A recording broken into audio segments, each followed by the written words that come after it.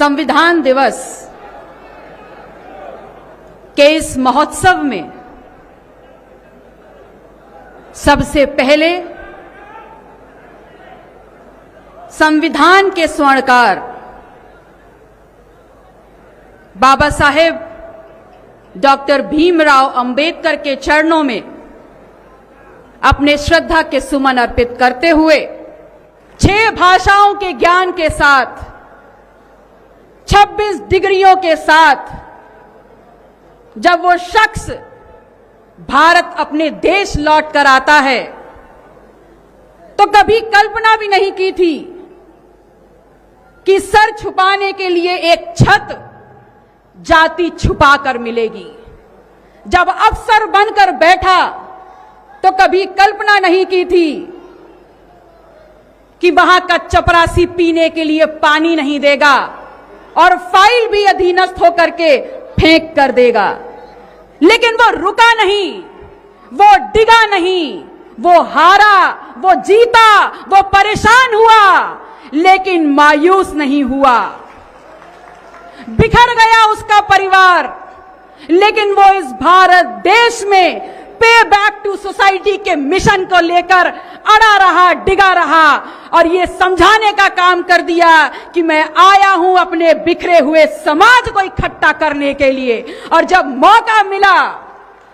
मौका मिला तो अपनी लेखनी से एक ऐसा दस्तावेज तैयार कर दिया कि वो व्यक्ति जिसने ताउम्र गैर बराबरी झेली, जिसने ताउम्र अपमान झेला, उसने एक दस्तावेज के माध्यम से, अपनी एक लेखनी के माध्यम से सबके लिए सम्मान और समानता लिख दी।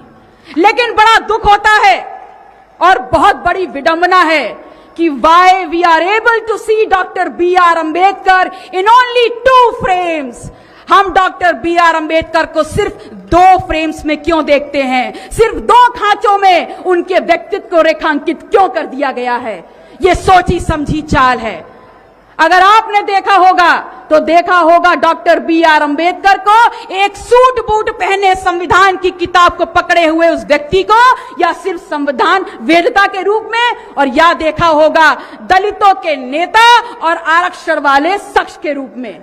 मेरा सवाल आपसे है, मेरा सवाल इस देश की राजनीति, इस देश की सत्ता, इस देश के भविष्य से है कि मुझे बताने का ये काम करिए कि जब जवाहरलाल नेहरू, लाला लाजपत राय, इन सब को जितना हमने सुना, जितना हमने जाना, वो सब के सब जब क्रांति के वाहक हैं, वो सब के सब जब जंगे आजादी के नायक हैं, वो सब के सब जब अखिल भारतीय नेता हैं, तो डॉक्टर B.R. अम्बेडकर जिन्होंने इस देश का संविधान लिखा है, वो सिर्फ आरक्षण के जनक कैसे हो गए, वो सिर्फ आरक्षण वाले शख्स कैसे हो गए। मैं आपसे ये कहना चाहूंगी कि समझ लीजिए, डॉक्टर B.R. अम्बेडकर को परिभाषित आप आरक्षण वाले शख्स के रूप में नहीं कर सकते। उनका पूरा परिचय होगा समाज शास्त्री डॉक्टर B.R. अम्बेडकर, इस देश की महिलाओं को अधिकार देने वाला डॉक्टर B.R. अम्बेडकर, इस देश की राजनीति पलटने वाला डॉक्टर B.R. अम्बेडकर, इस देश में हर व्यक्ति को समानता का अधिकार देने वाला डॉक्टर B.R. अम्बेडकर। और ऐसे अपने संविधान के रचयिता के सामने बार बार सर झुका के शत शत नमन करती हूं। आपसे ये कहना चाहती हूं कि अगर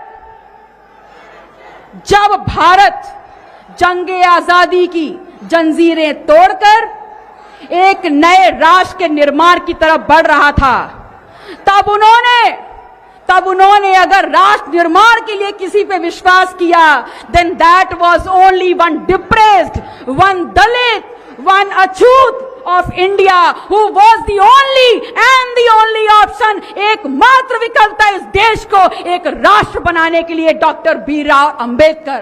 मैं आपसे ये कहना चाहती हूं कि ये समझ लीजिए कि जब उनको मौका मिला तो उन्होंने अपनी लेखनी से समानता और न्याय लिख दिया हर वर्ग के लिए, लेकिन जब इनको मौका मिला तो इन्होंने आपका दोहन करने के लिए मनुस्मृति लिख दी।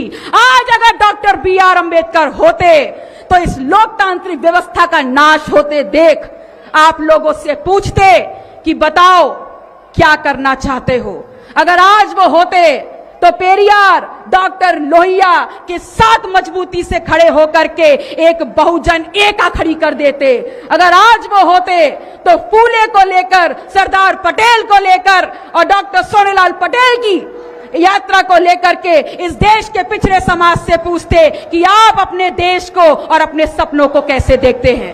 मैं आपसे अपनी बातों को समाप्त करते हुए सिर्फ इतना कहना चाहूंगी कि याद रखिएगा, ये लड़ाई 90 बनाम 10 की है। ये लड़ाई इस देश के कमेरा बनाम लुटेरा की है। और अगर हमारे संविधान के साथ खिलवाड़ किया तो खून की नदियां बहा देंगे। और अगर उसके प्रतिकार के लिए मुझे बागी बनना है तो मैं फक्र से कहूंगी कि मैं इस देश की बागी बेटी हूं। और आपसे ये कहना चाहूंगी कि जातिवार जनगणना नहीं होगी तो इस बार जनगणना नहीं होने देंगे। अगर आरक्षण से खिलवाड़ होगा तो विरोध हो जाएगा और मैं बागी बनकर मरना पसंद करूंगी। आप सभी आयोजक मंडल का, आप सभी लोगों का पुनः आभार व्यक्त करते हुए कि आप लोगों ने मुझे मौका दिया अपनी बात रखने का, अपनी वाणी को विराम देती हूं। जय भीम, जय संविधान। बहुत बहुत धन्यवाद।